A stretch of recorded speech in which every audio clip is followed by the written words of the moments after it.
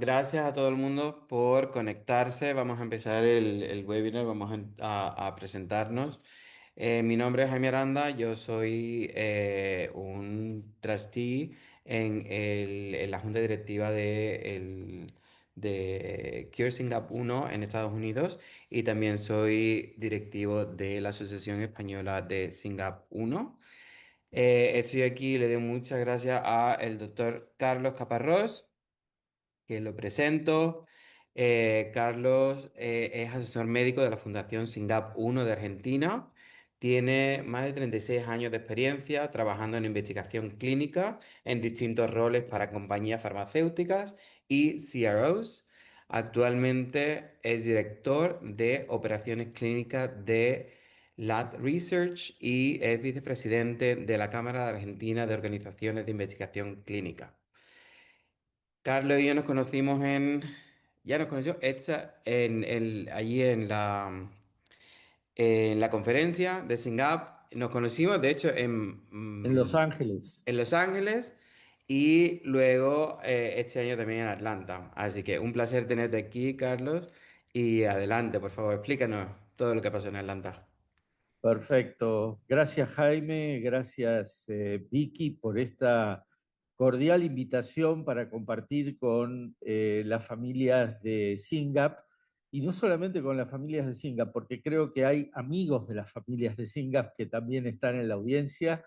Así que es un placer poder compartir todo lo que pudimos ver y aprender durante la conferencia de Singap 1 en Atlanta.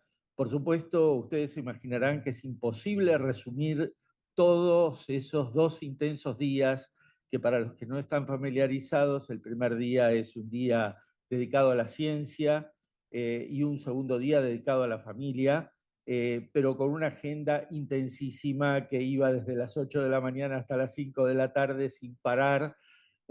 Así que he seleccionado aquí algunos de los puntos que me parecieron relevantes para compartir con el grupo. Ante todo, quiero decirles lo que siempre les digo, ¿no? Que yo estoy aquí en calidad de abuelo de Francisco, ¿no? No soy neurólogo, así que no voy a poder responder a muchas preguntas muy técnicas, médicas, neurológicas, y sí, como dijo Jaime, tengo más de 36 años de experiencia en investigación clínica y creo que eso agrega un poco de valor, sobre todo en este momento en que los estudios clínicos están llegando.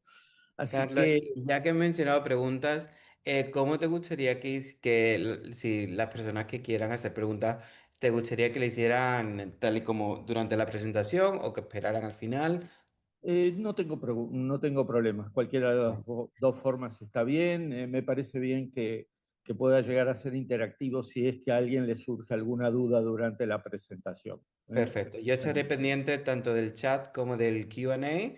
Las personas que queráis preguntar algo, por favor, adelante y yo introduzco la pregunta.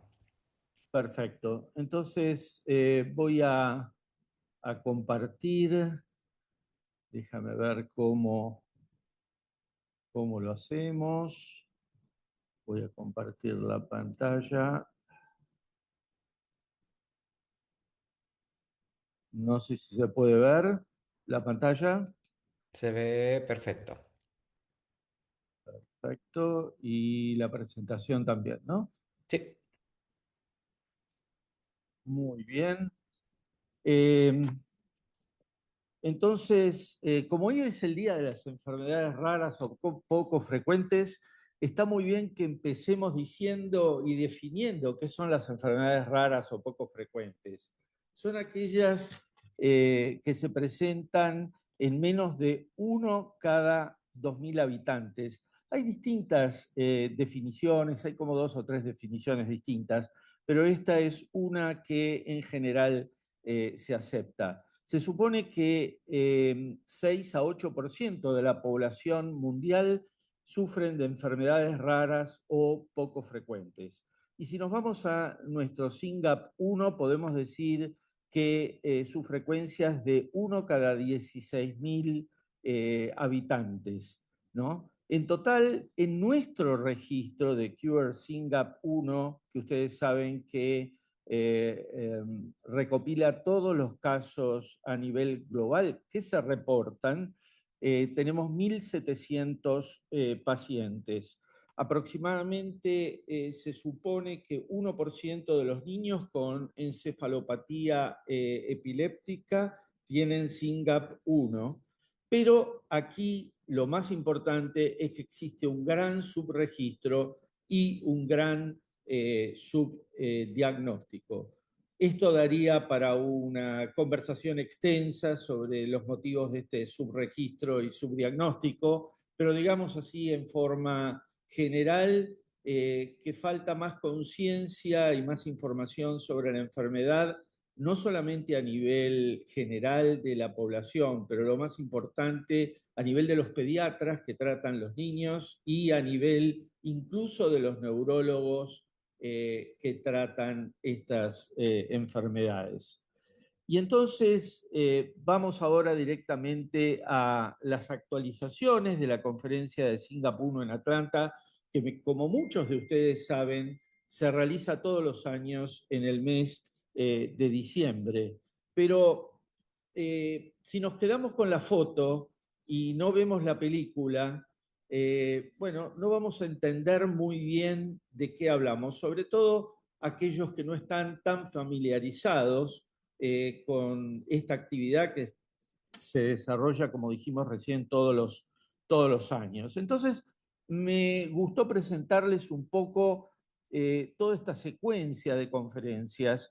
La primera de la que participé fue la reunión de Nashville en 2022 y luego Orlando 2023, Los Ángeles 2024, Atlanta 2025 y está planeado Denver en el 2026. Y ustedes verán en rojo los temas que predominaban en las distintas conferencias. En la primera había un gran protagonismo del soporte a familias, de las características de los pacientes, mucho de investigación básica. Quiero decirles que en el primer día de más científico, muchas familias participan de ese primer día más científico y salían diciendo, uff, no entendimos nada.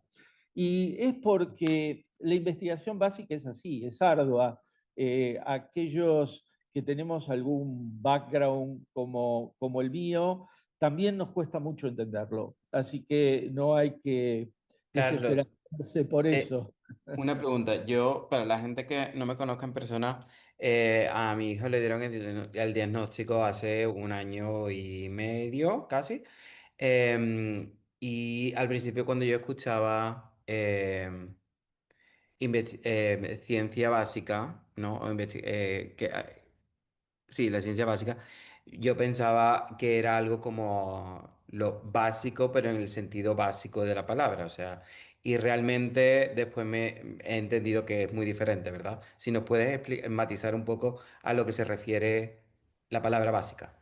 Por supuesto, Jaime, y es todo el proceso que lleva el descubrimiento de una droga desde el identificar una molécula que tiene potencialmente posibilidades de tratar una enfermedad, que pasa primero por una etapa de investigación en líneas celulares, en organoides que son como sistemas del organismo, aparatos y sistemas del organismo humano que se realizan en laboratorio, se gestan en el laboratorio a partir de células que se desdiferencian en células madre y luego se pueden convertir en un hígado o se pueden convertir en las células de un corazón o en el caso nuestro en neuronas.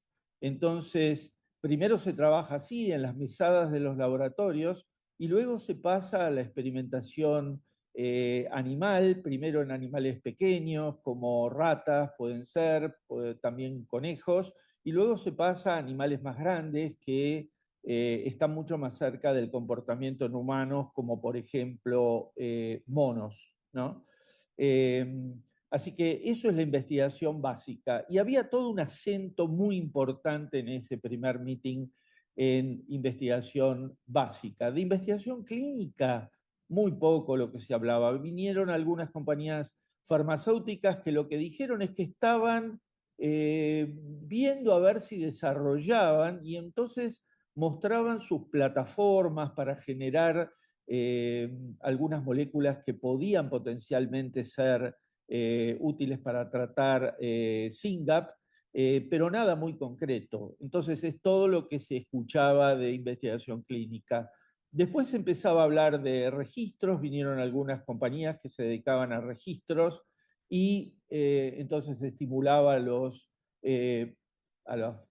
cuidadores, familiares de los pacientes a que registraran sus casos a través de contestación de cuestionarios y preguntas en distintos sistemas. Y algo que a mí me impactó sobremanera la primera vez que participé de estas reuniones fue la colecta de fondos. Uno se imagina una organización de pacientes como un grupo donde se da mucho apoyo a las familias, se trata de ver cómo resolver algunos problemas que son comunes a todos, eh, pero en ese momento se puso un énfasis en la recolección de fondos, en cómo se iban administrando los fondos, en qué se invertían, y yo dije, wow, qué cosa tan especial esta. Después, ya a partir del segundo, del tercero, cuando ya tenía un conocimiento más acabado de lo que era Cure SYNGAP, sabía que lo más importante que hacían era recolectar fondos. ¿Y por qué? Porque nada de todo esto que nosotros estamos viviendo hoy hubiera sido posible si no se hubiera recolectado dinero y, por ejemplo, si hubieran podido mantener líneas celulares para compartir con los investigadores básicos para poder estudiar Singapur o para poder sustentar un estudio de historia natural de la enfermedad como la que vimos lo que vamos a ver en un rato. Así que muy importante el tema de la recolección, de la colecta de fondos. Eh, Ahí en, quería sí, hacer un hincapié. dale, eh, Jaime. ahora que yo me acabo de volver a España, muchas de las familias me preguntan el por qué hay empresas farmacéuticas o por qué están mirando a Singap, ¿no? Porque realmente con todas las enfermedades que hay, ¿por qué Singap? Y la verdad es lo que estás diciendo, Carlos, pues Singap no es una enfermedad, es una enfermedad rara. Hay 1.700 pacientes ahora mismo encontrados. Se entiende que habrá más, pero realmente lo que es la visibilidad. O sea, los investigadores van a visibilidad y van a ver qué es lo que se está estudiando. Y al poder dar becas para que se estudie la enfermedad, para que se escriban papers, para que se escriban informes y reportes y se publiquen, para que haya muchas publicaciones. Eso ayuda mucho a dar visibilidad a la enfermedad y a que médicos se interesen. Y si los médicos se interesan, los laboratorios se interesan. Y de ahí, ¿no? Es la importancia, ya no solo el número de dólares, sino el que si hay más información, pues las farmacéuticas trabajan más en eso. Hay compromiso dentro de la comunidad. Sí, una gran verdad, Jaime. Nada de todo esto hubiera sido posible sin dinero. Así que, y la visibilidad fue crítica. Bueno, y en Orlando, más o menos se venía manteniendo la misma línea de soporte a familias, características de los pacientes, investigación básica, y se comienza a dar más importancia a los biobancos. Por primera vez, creo, se estimuló a las cuidadores y familias que llevaran a los pacientes para tomarles muestras y que esas muestras fueran parte de los biobancos que sirven justamente para compartir líneas celulares, para trabajar en investigación, para poder analizar características de la enfermedad. Así que durante la reunión en Orlando, ese fue un objetivo muy importante y creo que se logró y con creces. Luego pasamos a la del 2024 en Los Ángeles y ahí empezó a verse lo que ya era una esperanza importante en la investigación clínica. Ya ahí aparecieron algunas compañías que nosotros ansiosamente les decíamos, pero ¿cuándo van a salir con los primeros estudios clínicos? Así que sumado a los otros tópicos, y ya dejó de tener tanta fuerza la investigación básica que por supuesto sigue adelante y que Cure SYNGAP sigue porque esto no se acaba con la investigación clínica, pero el énfasis ya estaba en otro lado. Y en Atlanta, bueno, la investigación clínica se convirtió en la estrella de la reunión y en Denver seguirá siendo porque seguramente, como vamos a ver en un rato, habrá sido el año donde se lanzaron los primeros estudios clínicos y se empezaron a tratar los primeros pacientes de SYNGAP 1. Este es un poco el resumen a grandes rasgos de lo que se discutió en estos días. En primer lugar, se confirmó algo que ya sabíamos, que los exones 1 y 4, después vamos a ver un poco qué son los exones, pero los exones 1 y 4 de la enfermedad se correlacionaron con unas características de los pacientes mucho más benévolas, mucho más moderadas, ¿no? Y de eso hubo un estudio que lo confirmó, porque hasta ahora, bueno, no había habido un estudio que lo confirmara fehacientemente. Después se puso el foco más allá de la epilepsia. Ustedes saben que la mayor parte de estas reuniones estuvo teñida del tema de la epilepsia y se puso más el foco en todo lo que es sensorial, ¿no? Visión, audición, tacto, entre otros, sueño, que llevan a una mejor calidad de vida, como nosotros sabemos, y ese mejor procesamiento sensorial lleva a mejor comportamiento. Estos días atrás estuve viendo en el chat algunos, en uno de los chats que tenemos de Singapur, una de las madres que decía que su hijo o su hija, desde que empezó a comunicarse, mejoró la conducta. Y yo me refiero a mi nieto y es la misma experiencia. Eh, los niños que no pueden expresarse porque no son verbales, mejoran su comportamiento en el momento que uno les da otras alternativas para comunicarse.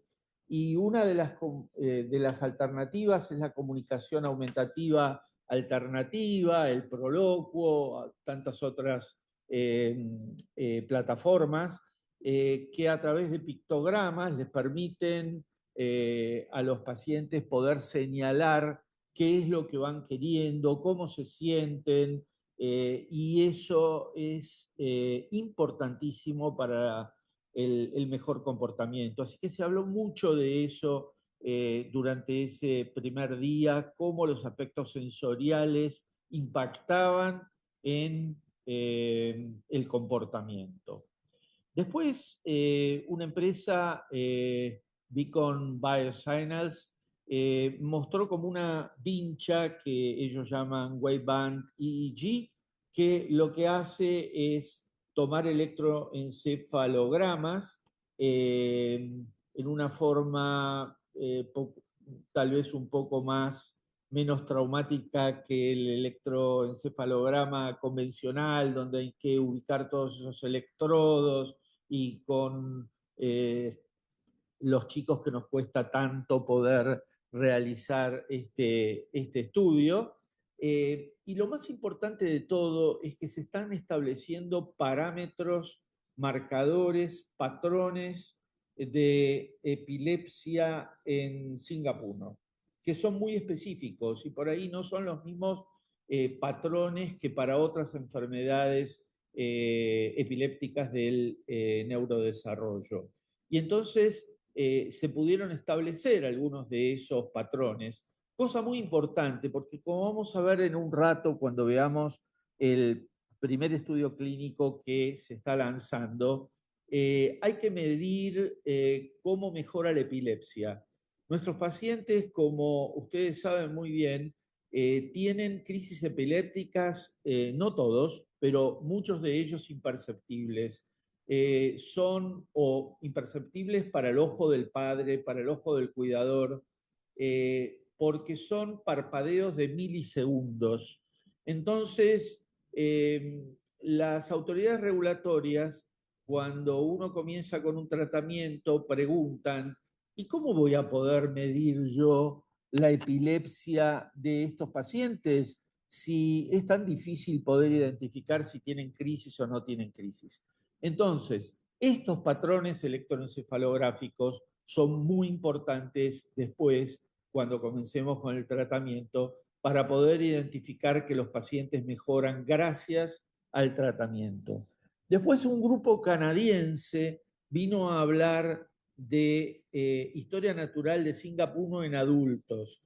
Después vamos a ver el estudio PROMIS, que ahí también lo tenemos apuntado, que es el de historia natural de la enfermedad, eh, conducido por el Hospital de Niños de Filadelfia, donde también se incorporan algunos adultos, pero el foco son más los niños por los grupos que manejan. eh, y el canadiense se enfocó nada más que en adultos. Y esto es muy importante porque nos va a permitir identificar qué es lo que vamos a necesitar para seguir a estos niños que se van a convertir en adultos y que van a necesitar apoyos muy específicos a lo largo de la vida. También nuestros colegas de Europa, Euras, presentaron su registro y hablaron de el análisis que hicieron de toda la información que recogieron de todos los pacientes incorporados en el registro. Y por supuesto, estudios clínicos. Así que, en pocas palabras, y no nos podemos extender mucho, ese fue el resumen de esta conferencia, ¿no? Algo que va en línea con lo que estuvimos hablando de los aspectos sensoriales del Singapur, ¿no?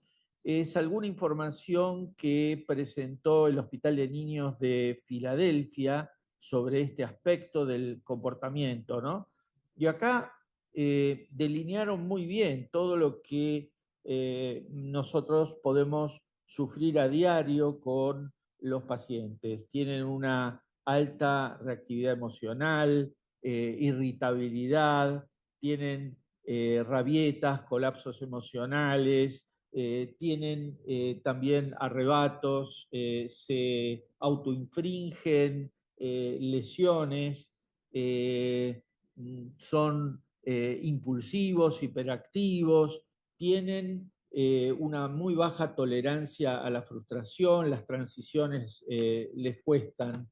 Y entonces mostraron que eso tiene impacto y menor participación en actividades funcionales diarias, como pueden ser la lectura, como puede ser también el aseo personal, como puede ser el juego, como puede ser la sociabilidad. Así que volvemos a lo mismo, lo importante de resolver algunos temas sensoriales como para mejorar la conducta. Y entonces ellos armaron unas escalas de severidad de esta conducta.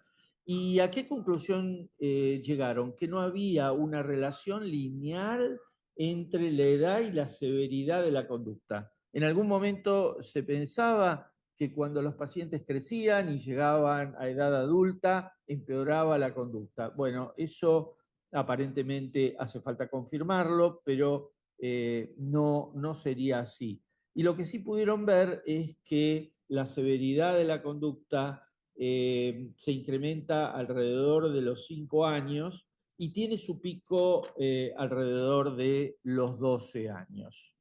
Eh, Pasamos después a un punto muy fuerte. Durante la reunión se repitieron varias presentaciones por parte del Hospital de Niños de Filadelfia con este estudio PROMIS, que es el de historia natural de Singapur.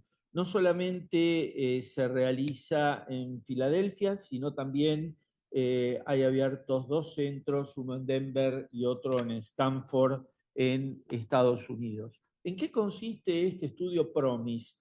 Bueno, este estudio PROMIS captura cuál es el manejo diario de los pacientes, la comunicación, el cómo procesa el sensorio, lo que hablábamos hace un rato, cuál es la calidad de vida, el comportamiento, el sueño, las crisis epilépticas, características del autismo, la motricidad fina y gruesa, el desarrollo cognitivo y social, el lenguaje, tanto cómo se expresan y cómo reciben esa información y la evaluación neurológica.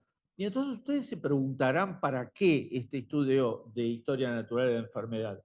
Es muy importante, lo vamos a ver en un rato cuando hablemos del estudio clínico que ya está poniéndose en marcha, pero las compañías farmacéuticas les interesa mucho porque hasta ahora las agencias regulatorias, como dijimos hace un rato, quieren evaluar las crisis epilépticas y otras características de la enfermedad. eh, y entonces quieren compararlas con placebo, o sea, pacientes a los cuales se simula que se le da la droga, pero realmente no reciben droga activa. Y con este estudio de historia natural, cuando esté finalizado, se va a intentar convencer a las autoridades regulatorias que en lugar de utilizar placebo, se puedan utilizar como comparativo los pacientes que formaron parte de este estudio de historia natural que fue realizado con todo el rigor y todas las buenas prácticas que se necesitaban hacer. También las asociaciones de pacientes se benefician porque de este estudio, que lleva ya más de 3 años, seguro hay mucha información que puede ayudar a otros sobre comportamientos, sobre tratamientos, sobre un montón de características. Y por supuesto también a investigadores que les interesa tener esta información. Y entonces, ¿cuántos pacientes en estos 3 años se han incorporado? 117 pacientes han sido evaluados, muy balanceado entre sexo masculino y femenino, y las edades van entre 1 y 68 años, pero ustedes me van a disculpar la calidad de los slides, de algunos de los slides, porque fueron tomados durante la conferencia desde el auditorio y no siempre la calidad es muy buena. Pero ustedes podrán ver acá que la mayor parte de los pacientes pertenecen a la categoría de 2 a 4 años y de 6 a 12 años, también de 4 a 6 años, ¿no? Ese es el mayor grupo de los 117 que están ya incorporados. Y hay la mayor parte de participaciones en Estados Unidos, también hay una pequeña porción, una pequeña contribución de Canadá, Reino Unido y también de Argentina.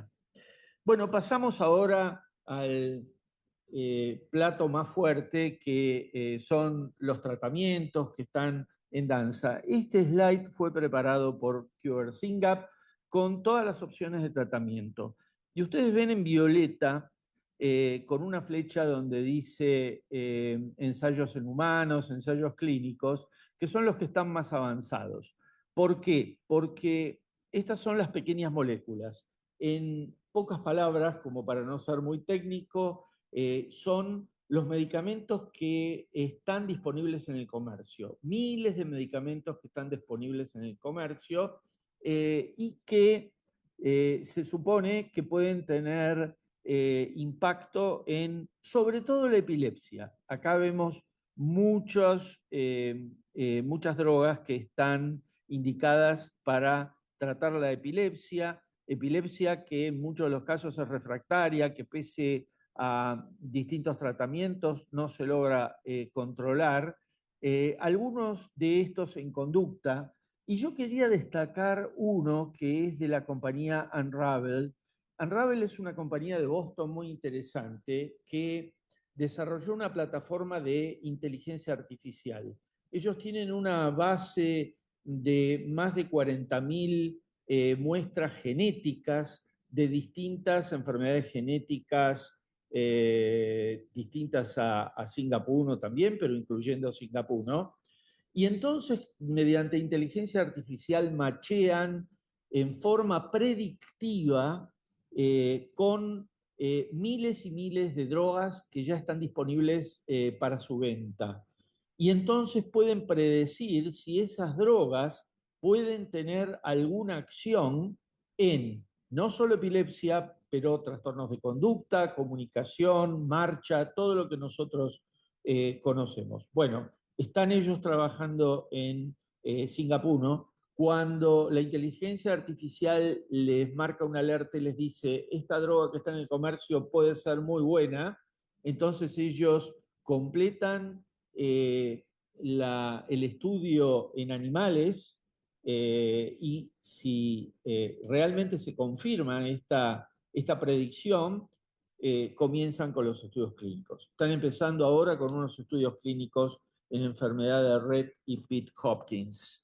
Eh, Luego, el grupo que nos interesa en este momento, que es el de los oligonucleótidos antisentido. Ustedes preguntarán, y después lo vamos a ver en un poco de detalle, ¿qué son los oligonucleótidos antisentido? Bueno, son pequeñas moléculas sintéticas, o sea, moléculas que se desarrollan en un laboratorio de ADN o de ARN, o sea, carga genética. Y esa carga genética, ese ASO, como se los conoce vulgarmente, va a ir a ingresar a la célula con la mutación y vamos a ver cuál es el mecanismo de acción. Pero vemos todas las compañías que están trabajando con distintos ASOS, con distintas plataformas, porque no impactan de la misma forma todas esas plataformas. Unas actúan sobre una parte de la codificación para formar la proteína y otros en otra. Así que ahora lo vamos a ver más en detalle y CAM4, que está acá con una flechita más en blanco, es la que picó en punta y esa no es la de la flechita en blanco, pero CAM4 es la que picó en punta y es la que va a empezar con los estudios clínicos muy pronto. Las del final son las que yo diría de ciencia ficción, ¿no? Porque están basados en adenovirus, que son virus simples como el de la gripe, que se les saca la posibilidad de replicarse y de enfermar, y se utilizan esos virus para ingresar una porción también genética, pero en este caso es la porción genética que está mutada, ¿no? Y entonces este virus se encarga como de cortar la parte enferma del gen y de reemplazarla por un código sano. Así que es como de ciencia ficción y está también bastante avanzado. Vamos a tener un pincelazo ahí al final de una empresa que está progresando en este sentido, de las cuales hay varias. Allen Institute vino a presentar en la conferencia, pero también la la Universidad de Pensilvania, junto con el Hospital de Niños de Filadelfia, están también trabajando en ese sentido y hay otras compañías que también lo están haciendo. Y a mí me gusta cuando se presenta lo que está viniendo, que se puede entender qué es lo que se está viniendo y el porqué de las cosas, porque si no entendemos los aspectos genéticos, de los cuales muchos de ustedes son expertos, pero por ahí algunos les cuesta entenderlo. Además, esto no es algo que uno lee una vez y dice, bueno, ya tengo el conocimiento, ¿no? Esto les puedo asegurar por experiencia personal que uno lo lee una, dos, tres y cinco veces y todo el tiempo aprende, y todo el tiempo, así que creo que todos nos podemos beneficiar de esto antes de pasar a hablar del estudio en particular. Entonces acá vamos a hablar de enfermedades monogénicas y de haploinsuficiencia. Y vamos a, en palabras simples, poder entender lo que es la haploinsuficiencia. Pero primero nos vamos a retrotraer en algo un poco más básico, que es cómo está compuesto el genoma humano, ¿no? El genoma humano está compuesto por 23 pares de cromosomas. Entonces, 23 pares de cromosomas, un cromosoma que viene del padre, un cromosoma que viene, o sea, 23 pares que vienen de la madre, 23 que vienen del padre, que conforman 46 cromosomas. Y esto es lo que contiene cada una de las células humanas, 46 cromosomas. Y estos cromosomas tienen genes y cada cromosoma tiene 20.000 genes. ¿Qué significan genes? Son los que van a tener toda la información genética para fabricar proteínas. Proteínas, no solamente el caso de SINGAP1, que es una proteína, es el nombre del gen, pero aparte la proteína, sino cualquier otro tipo de proteína que regula cualquier otra función en el organismo. Entonces, eso se genera a través de esos genes, ahora vamos a ver cómo, y se forman esas proteínas. Entonces, quedémonos con que el par que está afectado en SINGAP1 es el cromosoma 6 y que dentro de esos 20.000 genes está el gen SINGAP1, que es el que está mutado y está afectado. Entonces, el gen, que es el que contiene el ADN, que es el que contiene la receta, que es la receta genética que va a formar estas proteínas, está formado por letras. Lo vamos a ver muy gráfico en un par de slides, pero son letras, ¿no? Letras que van conformando el código genético. Y cada una de esas letras se llama nucleótido, ¿no? Y eso es lo que forma parte de la información genética, los miles de nucleótidos que forman ese gen. Y entonces esos nucleótidos que agrupados forman aminoácidos, ahora lo vamos a ver, eh, transcriben esa información genética al ARN mensajero, ¿no? Que es el que va a dar la orden para fabricar la proteína y eso se llama traducción. O sea, la transcripción es la que va del ADN del gen al ARN mensajero. Y esto es importante. ¿Por qué? ¿Por qué? Porque la, eh, el medicamento o la droga que vamos a hablar en un rato actúa sobre la transcripción, estimulando la transcripción, estimulando la fabricación de ARN mensajero para que fabrique más proteína de SINGAP1. Entonces, eso es importante. Entonces, esta secuencia es, es importante. ¿Dónde se enmarcan las enfermedades genéticas? Ahora olvidémonos de enfermedades raras por un rato. Son 6.000 enfermedades distintas, ¿no? Enfermedades genéticas, enfermedades raras y enfermedades no raras, ¿no? 6.000, de las cuales 460 de esas enfermedades, aproximadamente porque van cambiando todo el tiempo, aparecen nuevas enfermedades, son las que se denominan de haploinsuficiencia, ¿no? ¿Y qué significa haploinsuficiencia? Haplo es mitad, insuficiencia de la mitad. ¿Y por qué? Porque SINGAP1 afecta solamente a del par de genes. Ustedes se acuerdan que teníamos pares de genes de SINGAP1, solamente uno de los pares está afectado y el otro es normal. Por eso es haploinsuficiencia, la mitad de la insuficiencia, ¿eh? La mitad de los genes afectados, ¿no? Entonces hay 460 enfermedades parecidas.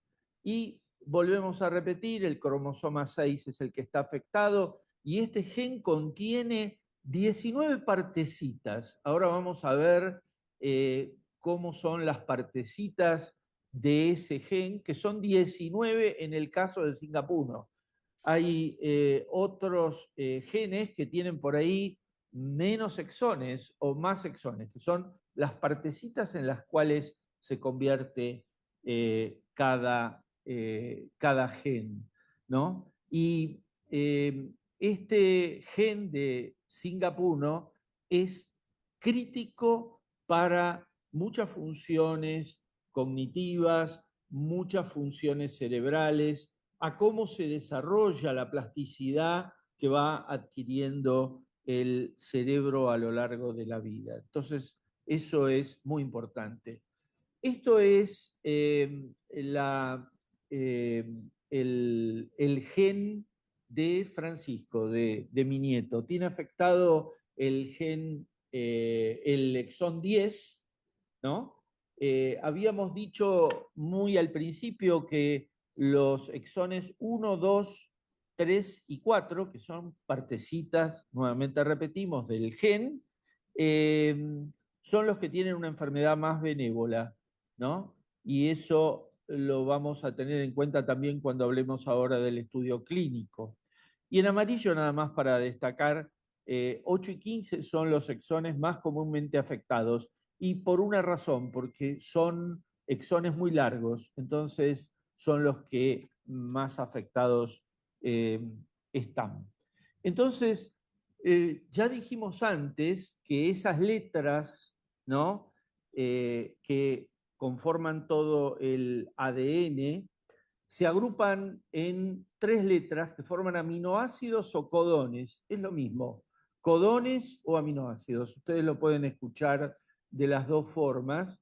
La definición genética es codón, pero después el aminoácido es lo que va a formar la proteína, así que es más comúnmente expresado como aminoácido. Ahora vamos a ver en un diagrama para que ustedes lo tengan más claro cómo esas letritas se van agrupando de a 3. Y la secuencia importa porque no es lo mismo que las letras se presenten ATH que HTA.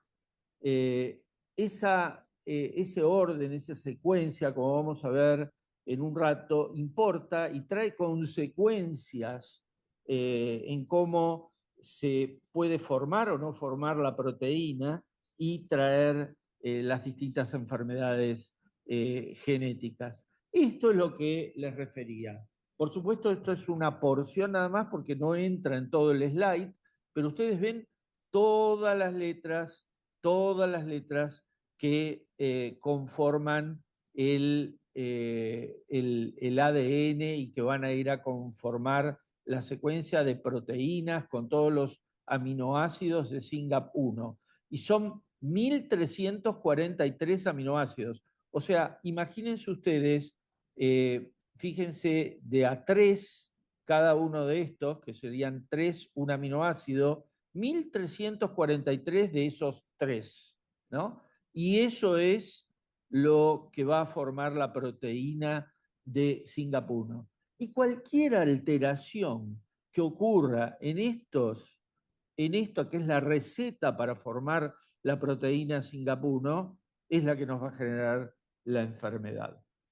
Entonces, pasamos Carlos, a... Sí, Jaime, por favor. es súper, súper, súper interesante. Solo quiero que miremos el reloj un momento.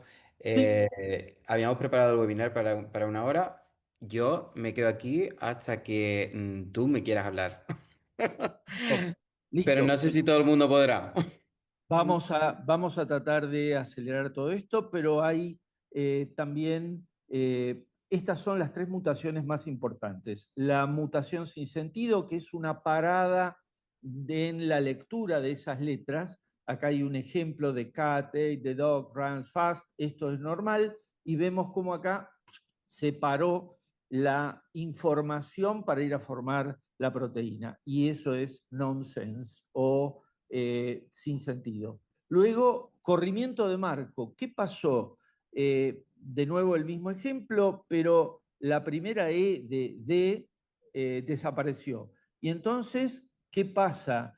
El aminoácido cambia de letras y nos quedan ahí dos colgados solos, que tendrían que ser tres y quedan dos. Entonces, esto se denomina de corrimiento de marco o frame shift. Importante también que lo tengamos en cuenta ahora con el estudio clínico. Y la mutación de cambio de sentido, ¿no? Que es la que cambia una letra, por ejemplo, de cat a gat, ¿no? Y puede cambiar un aminoácido en la proteína resultante, pero no siempre produce alteraciones, ¿no? Muchos BUS, esas variantes inciertas que los genetistas nos describen, tienen esta variante missense. Y esto es importante porque ahora lo vamos a ver en el estudio clínico, estos pacientes van a quedar afuera en este estudio clínico, no quiere decir que en todos, porque la compañía prefiere tener un estudio muy limpio, con una parada de la información y no con una información que sigue adelante, forma una proteína que por ahí no es la proteína que se está esperando, y el impacto en la enfermedad puede llegar a ser muy distinto. Entonces, por eso era importante. Bueno, esto lo voy a saltar, pero quiero que sepan que la enfermedad de Dravet ya empezó su fase 3 con un ASO similar al nuestro, y quiero mostrarles nada más los resultados que han tenido una disminución significativa en la frecuencia de convulsiones, en la durabilidad de esta reducción de las convulsiones, días sin convulsiones, pero no solamente se reduce a eso, sino a mejoras cognitivas y de comportamiento. El 94,7% de los pacientes y de los cuidadores dicen que hubo una mejora clínica importante y un perfil de seguridad muy bueno. También lo mismo el síndrome de Angelman o Angelman, como muchos conocen, que está también en fase 3, y los estudios de fase 1-2 mostraron beneficios muy importantes en el área cognitiva, en el sueño, en la conducta y en la motricidad. El perfil de seguridad muy buenos. Y entonces acá sí pasamos a CAMP4, que es nuestro estudio estrella. El estudio busca, acá en forma gráfica, la haploinsuficiencia que ya mencionamos, busca cómo restaurar la proteína, ¿no? Ese es el elemento básico del estudio, ¿no? Esto es un esquema de un individuo normal con sus dos genes que funcionan perfectamente bien, y esta es uno de SYNGAP, donde está mutado y no fabrica uno de los genes, no fabrica la proteína, o sea que se fabrica 50% de la proteína.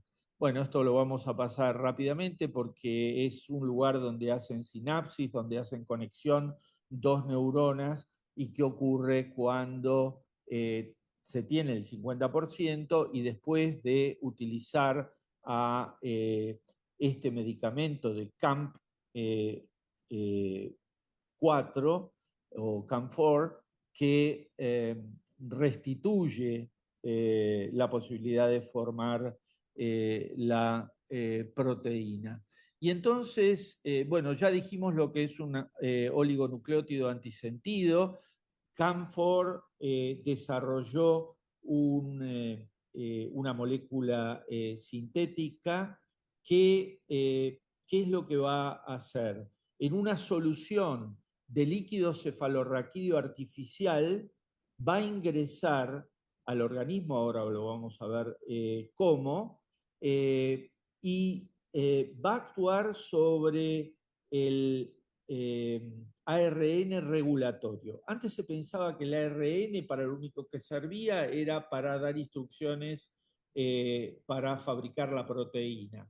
Ahora se sabe que hay otro ARN que es regulatorio, que gestiona todo este proceso que vimos entre la información genética, el AR mensajero y se fabrique la proteína. Y ellos están actuando sobre ese ARN regulatorio que regula toda la gestión. Esto lo quiero mostrar porque es importante, ustedes ven acá que hay un activador y un represor en todo este mecanismo bastante complejo, y lo que hace este ASO es justamente a través de este RNA regulatorio bloquear al represor, o sea que permite que se fabrique más proteína por parte del gen sano. O sea, acá no estamos trabajando sobre el gen enfermo, sino que le estamos pidiendo al gen sano que fabrica 50% que fabrique más. Bueno, Eso fue una de las preguntas, Carlos, que estaban haciendo en el chat, que cuál era el efecto concreto que realizan esos ASOs en el organismo. Entiendo que este es el de CAMP4, los otros trabajarían, como dijiste antes, en otro tipo de... em, con otro tipo de targets. exacto, con otro tipo de plataforma. También preguntaban cómo se ingresan esas moléculas al organismo del paciente, que creo que lo Bueno, vas ahí. Ahora viene, ahí ¿verdad? estamos, ahí llegamos, ahí llegamos. Bueno, esto es más o menos lo mismo, lo vamos a pasar. Y acá pasamos directamente al estudio. El estudio es un estudio clínico de fase 1-2 y va a ser la primera vez en humanos que se va a inyectar, administrar este medicamento. Aproximadamente en todos los centros que se planean abrir en el mundo, se van a incorporar, eh, es bastante amplio el rango porque todo depende de cómo se vaya viendo el comportamiento de la droga, pero un mínimo de 24 pacientes, un máximo de 60. Y acá está lo que yo les comentaba, que de tres pacientes que ingresan, uno va a tener placebo, ¿no? Eh, Así que eso es importante a tener en cuenta. Ahora, ¿qué es lo que ocurre? Ahora lo vamos a ver bien cómo se desarrolla el estudio, pero cuando se llega a la dosis óptima, y se puede diagnosticar ya la dosis óptima, que va a llevar un tiempo porque va a ser como un año, todos los pacientes van a recibir dosis óptima, incluso los que recibieron placebo. O sea que al recibir placebo lo único que va a retrasar un poco es el recibir droga activa, pero la van a recibir finalmente. Después, las edades acá, lo que nos presentaron no estaba muy definido. Yo les puedo decir ahora que estarían entre 2 y 18 años. Esto es lo de las mutaciones que yo les refería. Van a ingresar los de corrimiento de marco y los nonsense, las mutaciones de parada, truncadas. Mm. Eh, Esto y quiero hacer un inciso aquí. Estos son el protocolo que están preparando, que todavía no está 100% definido, y es para la fase uno y 2 que van juntas. Para la fase 3 tengo entendido, Carlos, si por favor corrígeme si estoy equivocado. Para la fase 3 se abriría para otro tipo de mutaciones, otro tipo edades. de edades, otro tipo o sea, de nonsense, missense y todo eso, ¿no? Hay una pregunta, Carlos, aquí que me preguntan, en el caso de un codon stop 621, se entiende que el ASO tendrá más dificultades por la presencia de una rotura. Eh, ¿Más dificultades por qué? No lo sé. Por la presencia de una rotura, preguntan.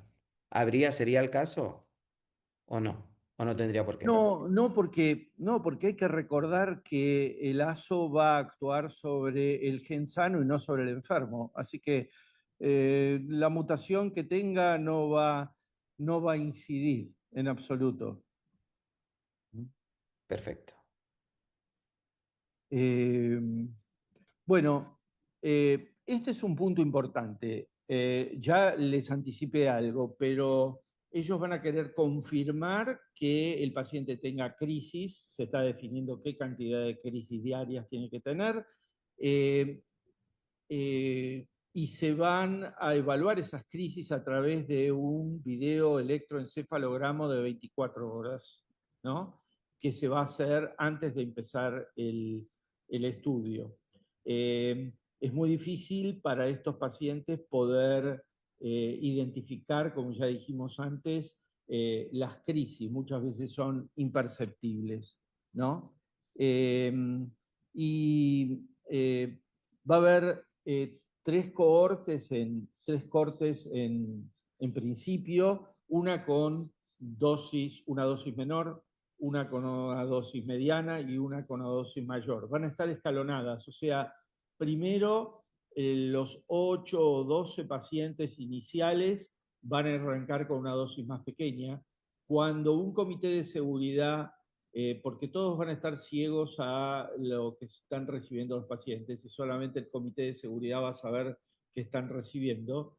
En ese momento, si todo marcha bien, se da la orden para arrancar con una dosis un poco más alta y una tercera dosis después corre por el mismo proceso para poder iniciar. Eh, y bueno, esto es un poco el esquema del estudio potencial. Va a haber 28 días en los cuales se va a estudiar al paciente para ver que cumpla con todas las características, los criterios de inclusión y exclusión del paciente. Luego, cuando se sepa que el paciente califica para entrar, entra lo que se llama una base, un baseline, una línea de base, donde no se le va a administrar medicamentos, simplemente que se van a hacer todos los estudios que después se van a repetir con el tratamiento para ver, y esto es lo que va a servir para comparar qué pasó entre esto de la línea de base y el periodo de tratamiento, si mejoró, si empeoró, qué es lo que ocurrió. Así que ahí ya tenemos un mes y tenemos un mes, pero puede llegar a ser un poco más para la línea de base. Eh, Luego tenemos periodos de tratamiento. Los periodos de tratamiento van a tener 3 dosis, una dosis que va a ser el día 1, otra dosis que va a ser el día 28 y otra dosis que va a ser el día 87. Después va a haber un tiempo de seguimiento y en total todo esto le va a llevar al paciente 45 semanas. Esto es lo que está proyectado, ¿no? Y acá vemos las diferentes cohortes. Los pacientes que van a ir con la dosis más baja, los que van a ir con la dosis mediana, los que van a ir con la dosis más alta. Bueno, y estos son algunas de las evaluaciones que se van a hacer durante el estudio. Va a haber electroencefalogramas de 24 horas, como ya mencionamos. Los diarios de las crisis de los pacientes van a ser capturadas por los cuidadores, por los padres todos los días, para aquellos que tengan crisis medibles. Eh, Después se les va a poner un pequeño actígrafo, como un reloj inteligente que va a medir movimiento y va a medir sueño. Y va a haber un montón de escalas, algunos videos que están ahí en cuestionamiento si se van a hacer para filmar la marcha de los pacientes. Eh, y, y bueno, como cosas importantes, muchas escalas, podrán ver acá todo el tiempo. Eh, y creo que eso es a grandes rasgos lo que nos presentaron. Tengan en cuenta que este primer estudio de fase 1-2 va a evaluar fundamentalmente seguridad y cómo toleran los pacientes la medicación, cómo se va a obtener la dosis óptima, ¿no? Entre esas tres que se están proponiendo y datos exploratorios de eficacia. Pero el objetivo primario del estudio no es evaluar la eficacia.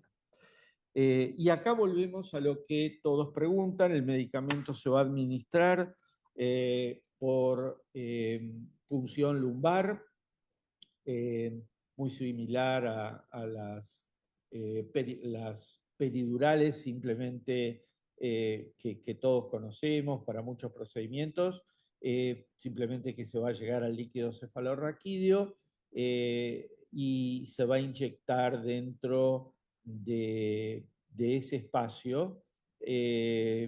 Y ustedes preguntarán por qué no por vía endovenosa.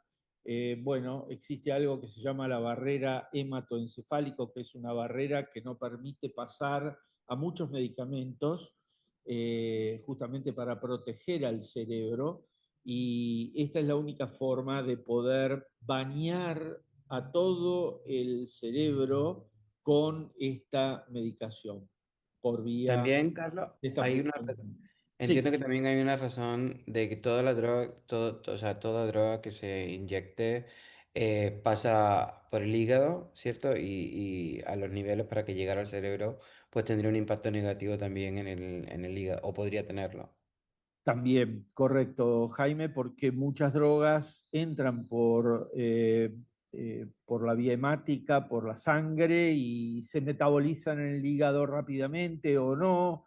Y entonces, bueno, son distintas las dosis. Pero bueno, por distintas razones, esto tiene que ser con una punción lumbar.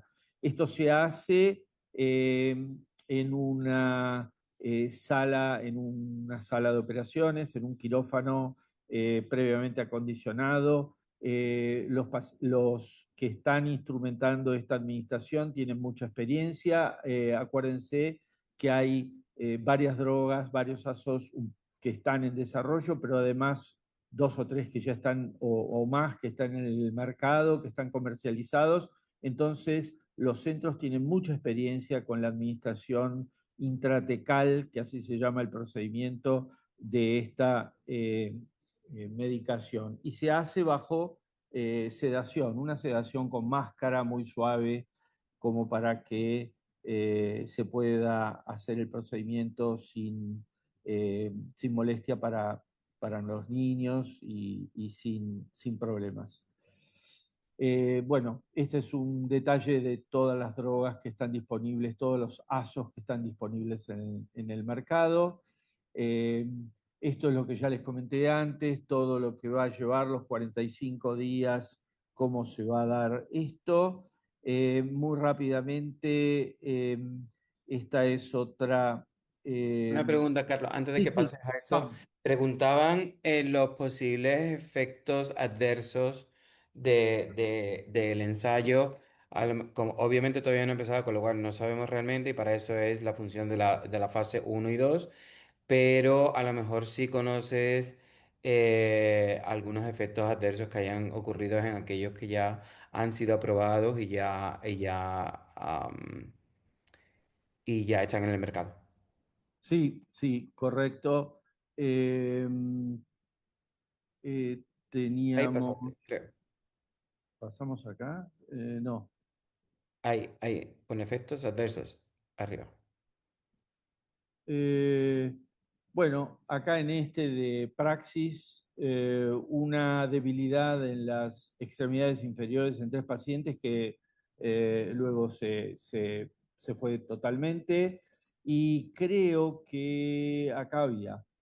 eh, 30% de los pacientes reportaron algunos efectos adversos, pero no significativos, algunas elevaciones en las proteínas del líquido cefalorraquídeo que no fueron importantes. Lo que sí sé es que algunos pacientes pueden tener cefalea, pueden tener algún mareo producto del procedimiento y se va a vigilar bastante de cerca todos los aspectos de coagulación de estos pacientes a lo largo del estudio.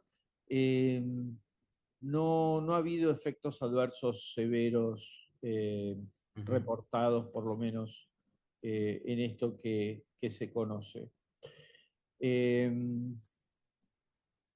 y no sé si hay alguna otra pregunta del ensayo clínico, este en particular. Lo otro es muy breve, si quieren después abrimos a preguntas directamente.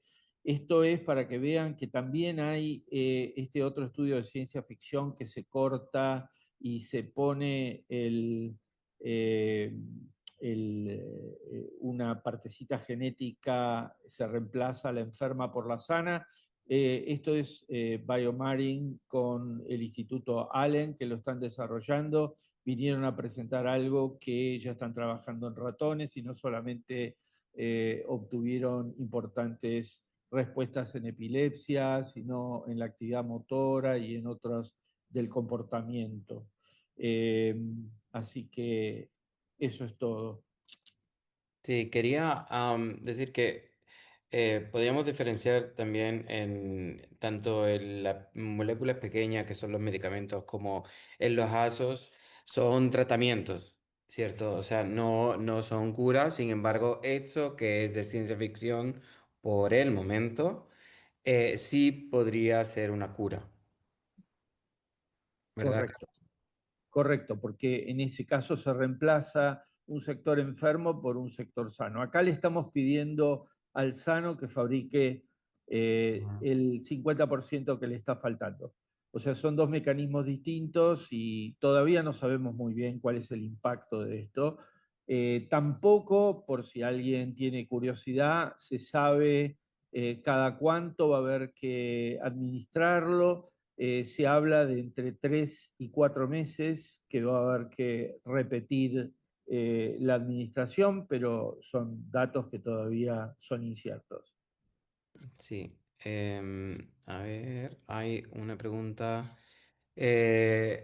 ¿Cómo podrían acceder a ese tratamiento si se aprobara? Pues María Alejandra pregunta esto. Creo que eso también depende mucho también del país donde estéis ubicados, ¿cierto? Sí, correcto. Hay que manejar expectativas, ¿no? Porque estamos empezando estudios clínicos y estos estudios clínicos pueden llevar 3 años hasta que la droga pueda ser aprobada y entonces en ese momento, bueno, depende de las distintas estrategias regulatorias en cada país y la compañía farmacéutica que decida como plan comercial. O sea que yo creo que los que entren en los estudios clínicos van a estar un poquito más cerca de poder recibir la medicación. Los que no, yo les diría que no va a ser antes de 3 años. Y una cosa sí quería comentar que dentro de las asociaciones y las fundaciones en todo el mundo, que para, no sé si todo el mundo es consciente, pero todas nos hablamos y todas colaboramos en mantener a nuestra población, a nuestra comunidad informada. Em, Todo esto se está preparando desde ahora ya, incluso cuando todavía no están aceptadas ni aprobadas. Ahora es cuando nosotros dentro de las asociaciones estamos intentando ver este punto precisamente, cómo sería si se aprobara, cómo sería en cada país cómo si los gobiernos, por ejemplo, entrarían dentro del Plan Nacional de Salud los seguros privados, cuánto costaría, quién tendría que acceder, el acceso y toda esta logística. Ya nosotros desde las asociaciones y las fundaciones nos estamos poniendo a investigar para que cuando se aprueben de aquí a 2 o 3 años, esto ya lo tengamos estudiado y lo podamos hacer rápido. Así que esto ya lo estamos manejando. Sí, O lo Jaime, es intentamos.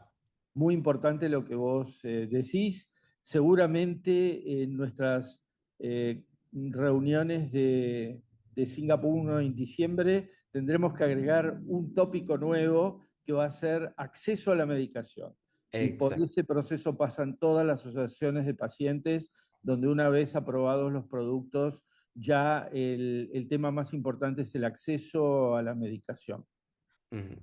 Sí, exacto. Pues sí, aquí Fernanda dice que es súper importante que los pacientes se acerquen a las asociaciones de cada país porque pues nosotros podemos difundir la información y lo hacemos para todo el mundo y ya estén dentro de las asociaciones o no, pero ciertamente aquellos que estén más cerca de las asociaciones pues van a estar informados antes. Aún así, aquellos que por cualquier razón no sean parte de una asociación o no sean parte de la fundación, se pueden poner en contacto, que a nosotros todo lo que es difundir nos encanta.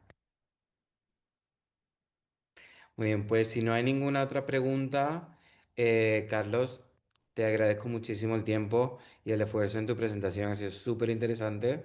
Yo me quedaría aquí hablando 3 horas más contigo, pero tengo que ir a recoger a mis niños, a que están en un cumpleaños.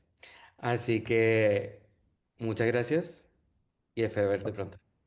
No, un placer, Jaime, y nos seguimos en contacto. Somos parte de la misma familia. Un Eso. abrazo. Muchas gracias a todos.